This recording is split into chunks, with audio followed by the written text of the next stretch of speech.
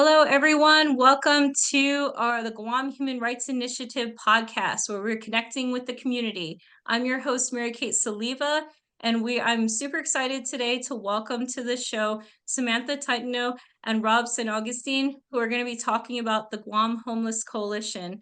And this year's topic, we're really focusing in on poverty.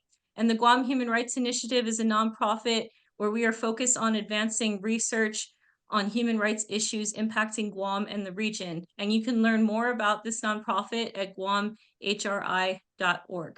So without further ado, thank you and welcome to the show. Sam, Rob, thank you so much. Thank you very much. Thank you so much for having us this morning here in Guam. I know, welcome. And I'm just so excited and grateful to have you both here. I know both are doing such incredible work, and there's a lot of work to be done on homelessness in Guam. And I just was wondering if you could do a quick introductions, and we'll start with you, Sam. Okay, so Hafa, I'm Samantha Taitano. I am the chairperson for the Guam Homeless Coalition right now.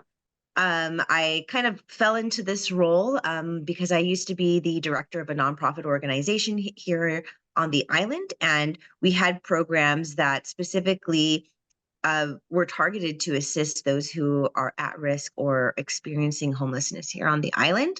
And then also just programs that are really looking to empower vulnerable communities in general.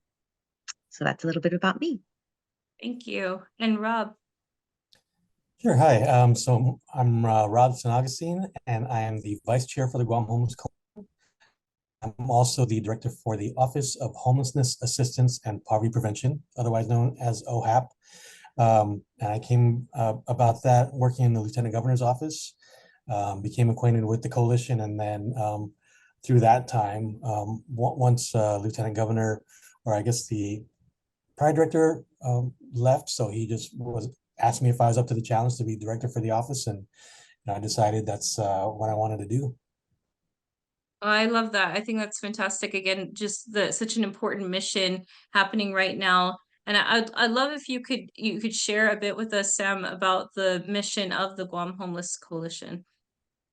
Sure, yeah. So the Guam Homeless Coalition is a group of government agencies, nonprofit organizations, and then also just private businesses that have all come together with the purpose of responding to the needs of those who are homeless or experiencing homelessness or at risk of experiencing homelessness. And so our mission is really to empower those individuals and families to achieve self-sufficiency through awareness, and then also, of course, service and advocacy.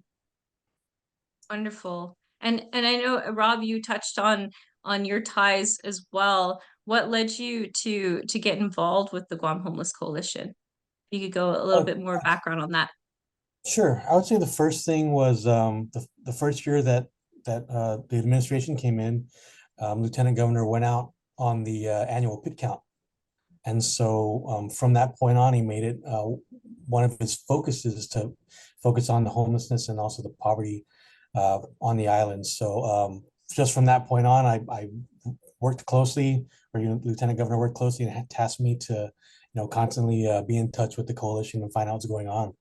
And so through that, they elected me to be the vice chair, and me and Sam have kind of just made it our mission to get, make the homeless coalition something more, stronger on the island, so that we can have a little bit more, I guess, ability to work with others. I think I really appreciate the involvement and tie-in, as well as that you highlighted the government of Guam's involvement, because we know in other communities across the nation that might not be the case, to have the government so closely involved and to put that as a priority and initiative.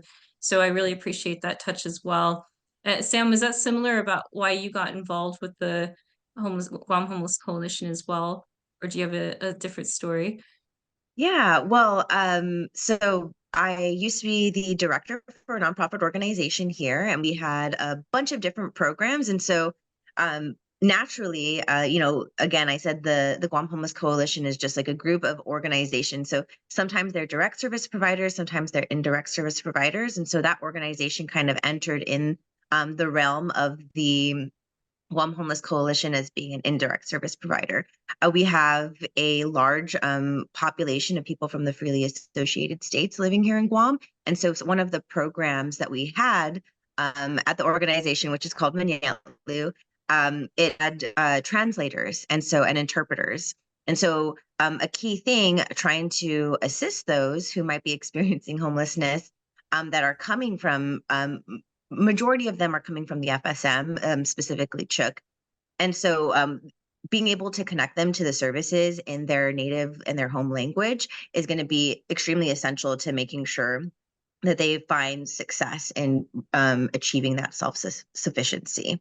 And so that's how I kind of started off, started to more about the coalition, and similar to Rob, was elected into the chairperson position, and been in the position. This will be my 4th year. So this is ending my 4th year right now. And so it's been really amazing to see how the different organizations, both nonprofits and the government agencies, really come together and work to make sure that we're providing the best kind of response that we can. You had mentioned Typhoon Mawar, so we were able to kind of come together and really coordinate a lot of those services that were being provided during that time, and even most especially during the COVID-19 pandemic. Being able to really work together and coordinate and make sure that we're using resources efficiently has been a big push for the coalition, and has meant a lot more people getting assistance in a timely manner. It's such a critical thing, and I know we hadn't yet pushed record on that when we were talking about Typhoon Mawar briefly, but that was such, again, a critical thing when speaking to our team at the Guam Human Rights Initiative about that with Typhoon Mawar and the lack of news coverage that was happening compared to other news stories that were happening in the U.S. mainland. And when you look at responses to other significant natural disasters that have hit the U.S., the fact that folks on island in Guam were without power for, I heard for some about a month, or some more longer than that, and the food shortage and the water shortages.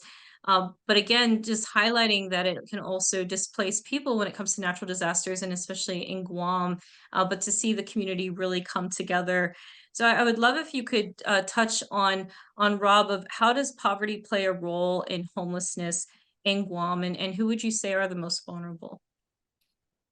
Um, I would say poverty plays a huge role. If you look at the census data just from the 2022 counts, I think it said maybe 20% of Guam is at the poverty level. So it's a large portion of our population who is on a lot of the federal benefits, the public benefits. So that's the main population that is most vulnerable to me, because they may not have that kind of access and opportunity to get into education, job opportunities. So if they're kept in that cycle, there's no way for them to break it. So for me and for this office, I think that's the biggest focus that we can have is on those in the poverty level, and giving them the opportunities and finding programs that can lift that and stop that cycle. Usually early on, I think for me, it's the earliest is, when at the school age, when the kids are in school, give them that mentality that what they've seen, they can dream bigger than that, what they normally are used to in their life. So you cut some of that off in the beginning, get them out of that cycle of poverty, work on the working, that are in that poverty cycle. And then, so we can, in the whole continuum of poverty, we can kind of raise that level, so that maybe a generation from now, we can see the difference. I think that's so important, and it's an aspect that's not considered, I find, in other communities, is youth engagement and that interception at such a young age. And especially on a small island community where they may not afford, they may never have left island or left the region, and those opportunities seem so far out of reach for them. But I think just again highlighting and engaging them to just show that their voice matters and that they can dream big. And Sam, I love that you touched earlier on the language barrier piece, because I think that that is also critical, that folks from off island may not realize that what a melting pot Guam is of different languages and cultures. And I think that that's significant to highlight, as you said, with Chuk and the languages. So would you say, in addition to what Rob was saying about the most vulnerable populations, would you tie in folks from the Federated States of Micronesia as well, and maybe other Yes. nearby as well? Yes, definitely. Anybody who's experiencing a language barrier is always going to be at a disadvantage. And so I know that that project, it's called the Micronesian Resource Center One Stop Shop. They really work towards making sure that they're able to connect those, especially with language barriers, to those resources to really help them become more self-sufficient and make a better life for themselves here on the island. And, unfortunately, sometimes we do see a lot of them at sort of those poverty levels. And, without being able to, communicate or to understand because of that language barrier, it just makes everything so much more challenging, and it kind of puts them a step back. So it's like really trying to make things more accessible and inclusive. I appreciate your answer there, and I'm wondering, in a community that is so small, here in like in the U.S. mainland, the communities may be so big that you could go seek help without the person behind the counter knowing you, or without your neighbor seeing you going inside to ask for resources. Do you find that as a factor for maybe why folks don't want to seek help? Just curious there if that has been a barrier at all in getting the resources to those who need it. I believe, like, as you know, people here on the island and just there is a lot of pride. And I think that sometimes that does kind of come into play, that it kind of can feel shameful sometimes for people to reach out. And it can be for different things, right? So, I know most especially things that carry a lot of stigma. So, of course, substance use and abuse is a factor of homelessness here on the island. And definitely trying to, ask for help or receive help for that is a huge factor, especially because sometimes the people who are answering the phone, sometimes the people who are working there, they all know each other. And that can be a hard thing to sometimes admit to, someone who's just an acquaintance, maybe, that like there's a problem and that you're going to need help.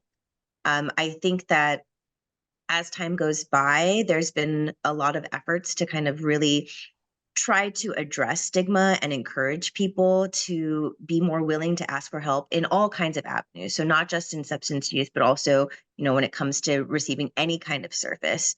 And so I think that there has been progress, but that it can still be a barrier. Yes, and Rob, did you have something to add to that? I think just it's along the same lines. I would say once people get confused when they're applying for benefits, they'll kind of get alienated from the process, and so that'll just force them to just deal without it. And if they hit those barriers, whether it's language, whether it's just explaining what, where do I need to go? I need to turn this paper in. When do I need to do it? It's just those things that we have to strengthen, maybe the customer service aspect, maybe for the agencies here, so that it's not such a daunting thing when they go in there. It's not so intimidating, because that's a big thing that just makes people not even want to go through that process, and then they feel embarrassed or just frustrated. So it's just trying to get through that, and helping them through that.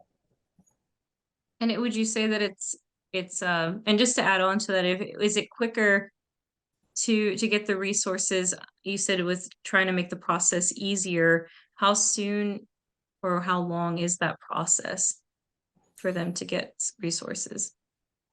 Um, Probably longer than we would wish, for sure.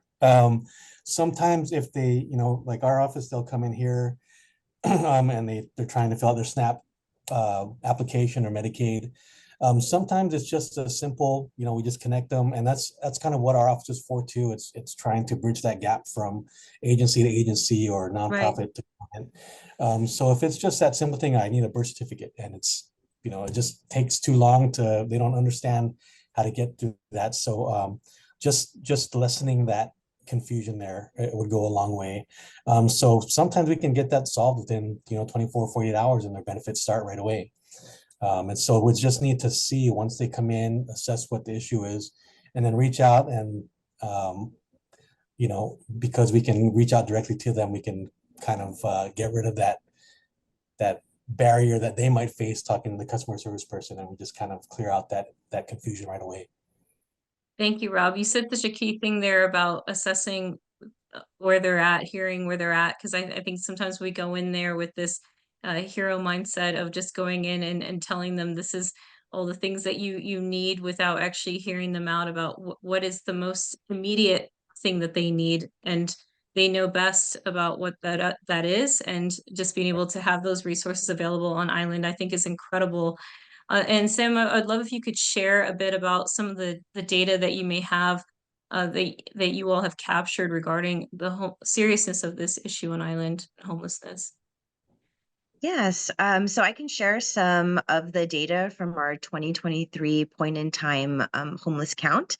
And so the Guam Homeless Coalition is also the continuum of care for Guam. And so that is a HUD mandated program in order to receive funds to address at risk and those experiencing homelessness. And so annually, I believe it's only really required every 2 years, but Guam hosts an annual point in time count. And so, and it usually takes us a while to get all of the data together, but we can share our 2023 numbers. And so in 2023, we had 1,075 individuals who were experiencing homelessness here in Guam. And that is a combination of those that are sheltered and then those that are unsheltered as well. Something to note when it comes to our numbers, we also include those who are living in substandard housing. So it might not be the traditional kind of street homeless that people are thinking about as well. When we say substandard housing, it means that these are in structures that are really actually not meant for human habitation or are not up to the standards. So they can be missing floors, they can be missing roofs, windows, doors. They can also be lacking utilities.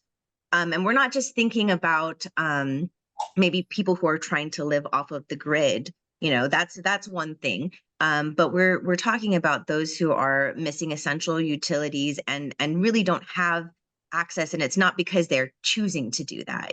So it's not being connected to the sewer, not having running water, no electricity. Those basic things to make sure that sanitation is key, right? And in keeping Yes. everybody healthy. And so we had the 1,075, and 29% of those were under the age of 18. And so that's comes to 67 that are sheltered and 242 that are unsheltered. And so those are some pretty, staggering numbers, thinking about how small our island is, right? So 2023, the population was a little under 180,000, about 172,000. And so 29% of those who are experiencing homelessness are children. So, yeah.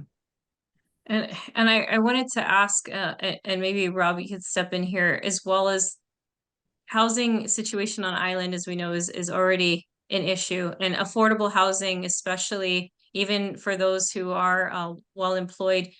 Do you find that it's a generational thing as well, where you said you highlighted the number of children? Are you finding that there's multiple families in that circumstance, or these single household families that you're speaking of? I would say, Guam is kind of, culturally, we have big families. Yes. So we still, I guess, have that. And then also throughout the generations, the families grew, and maybe the land that they owned didn't.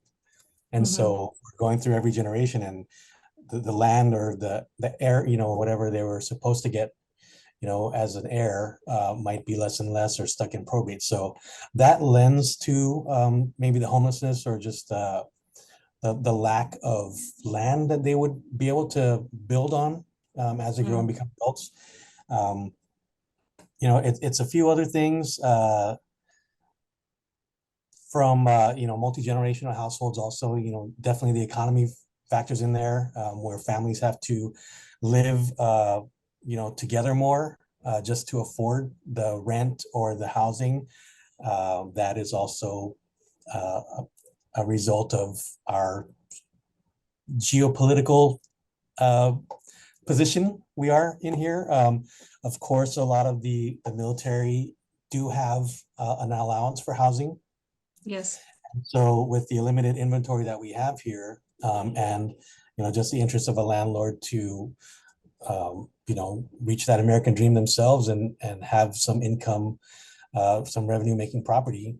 It's just, if they're going to get paid from the military versus families that may struggle trying to make it, it's almost an easy decision for them. So that's part of the stuff that we deal with, is just limited inventory and the high cost of living here.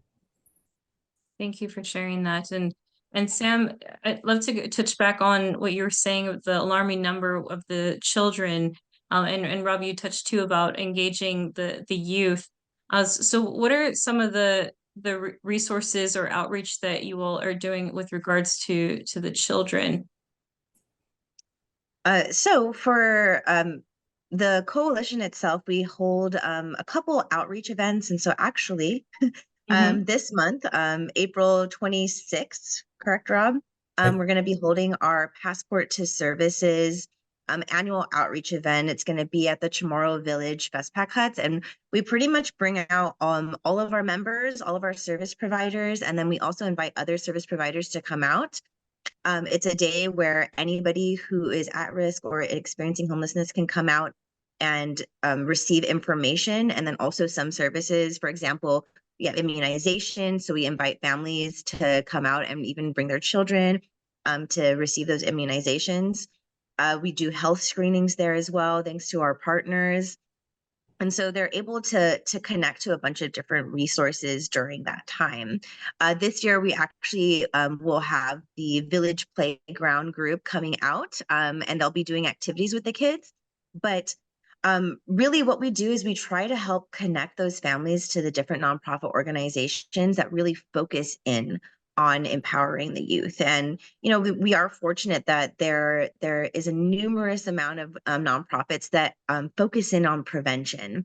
And when we think prevention, sometimes a lot of times it's focused on substance use, but the best way to kind of prevent substance use is also to make sure that kids have a good self-concept of themselves and feel good about themselves and feel empowered. And so in turn, a lot of those prevention programs not only target like trying to make sure that kids don't end up using substances, but are confident in themselves. And as Rob was saying earlier, they're really seeing something bigger, right? They're seeing that there are more possibilities for their future.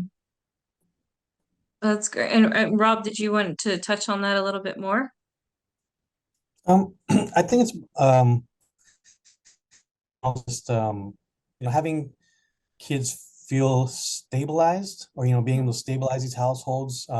That's a big factor in how they experience life as being young. Because they don't necessarily think they're homeless. They just think they're at the beach for the day and hanging out with the family. So that's what we see with a lot. If they're just in their car, they just take them to the beach for the day and they hang out. So just as they grow up and they understand how the world starts working, if you just bring that sense of stability with them as they go through school, that would go a long way. And as Sam said, their self-confidence, their awareness, their ability to cope with different things in life, and that would be a much stronger path for them. I think that's so critical what you just said, such an important piece. I think especially for our listeners who are off island, about how they may not recognize that they are homeless. They don't identify if you have a flyer or a sign that's call this number if you're homeless. They may not even realize that they are. So recognizing that, and those as the providers acknowledging that, so that when they are trying to reach out, that it's more of asking questions a different way, right? To say, are you lacking a stable place to live, safe conditions, hygienic conditions? So thank you again for highlighting that piece. And Sam, I'd love if we could, as we wrap up the episode today, to talk about how the community can further assist. I know you said an incredible event coming up, just how the community can get more involved, and where you all could really use the assist. Yes. So, I mean, the Guam Coalition, we are always looking to have people kind of join our organization. And so they can join the Guam Homeless Coalition as a friend of the coalition. So it means that they're not necessarily a voting member, but they're kept in the loop about all of the events and the activities that we're doing. When it comes time, we always like have people volunteer for our events. And so they're always welcome to come out. And then also a lot of times if there's people who want to do more regular volunteering, we usually partner them with one of the nonprofit organizations that are part of the coalition, because a lot of the nonprofits are always doing so much work and always really do need the support. The Guam Homeless Coalition actually doesn't have an office. It doesn't have anybody who actually works at the coalition. It's all a labor of love. And so being able to have additional volunteers and really assist us in all of the different activities that we try to do is key to making it a successful organization. Of course, with the hopes that one day, we'll get the funding in order to do those things, have an office and have people work. But yes, being able to volunteer also, we're always doing different kinds of donation drives, so that all of those items or any monies that comes to us, they go directly back into providing services, providing resources to those who are in need. I don't know about the rest of our listeners, but I just got goosebumps while you were saying that. I think that the labor of love that you and your team, and it's almost making my eyes water right now. Just the fact that you all are giving so much of your time without having a brick and mortar location. You're on limited funding, limited resources, and somehow this labor of love, you're able to collectively get what needs to be done, and you're making it happen.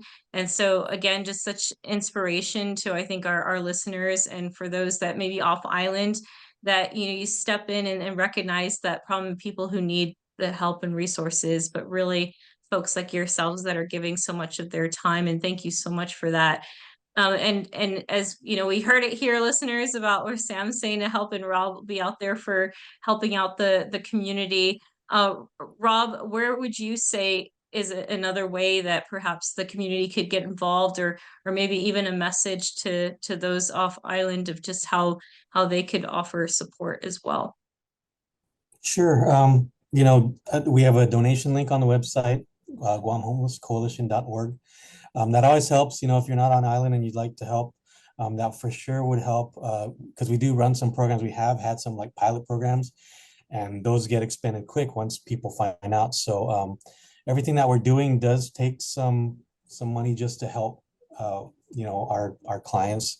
That would be the biggest thing I could say. Most recently, we started a YouTube file each member. So if people want to learn more about all of our members and what we do as a whole, they can go to the YouTube page, Guam Homeless Coalition, and just look up the different episodes we did. And just, if you want to help, reach out to anybody and we will be in touch.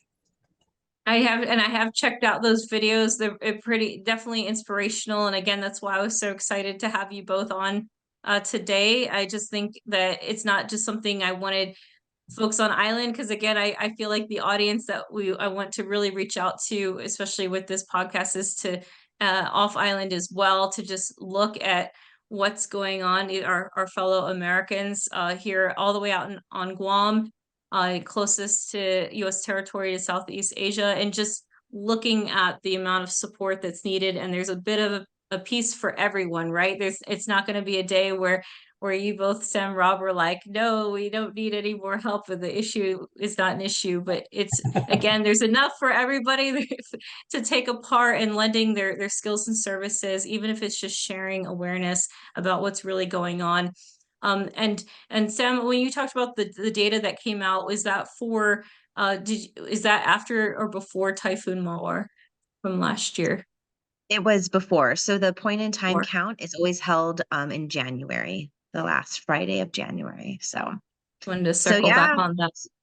Yeah, Mm-hmm. so it'll be interesting to see what the 2024 data is going to look like, to Absolutely. see, how the typhoon kind of. Yes, thank you. Oh, well, thank you both for being on today. And just again, Rob, could you say one more time the website of where we can find more? Sure. It's GuamHomelessCoalition.org.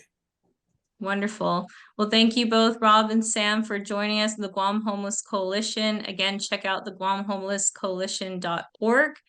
And again, reach out to any of them that you see on their wonderful YouTube channel and find out how you can be part of this movement and this labor of love to help the homeless community on the beautiful island of Guam. Again, I'm Mary Kate, the host of this podcast under the Guam Human Rights Initiative, where you can learn more at guamhri.org, a nonprofit that's seeking to advance and highlight human rights issues impacting Guam and the region. I'm your host, Mary Kate, and we hope to see you again next time. Suzu Smasi, thank you.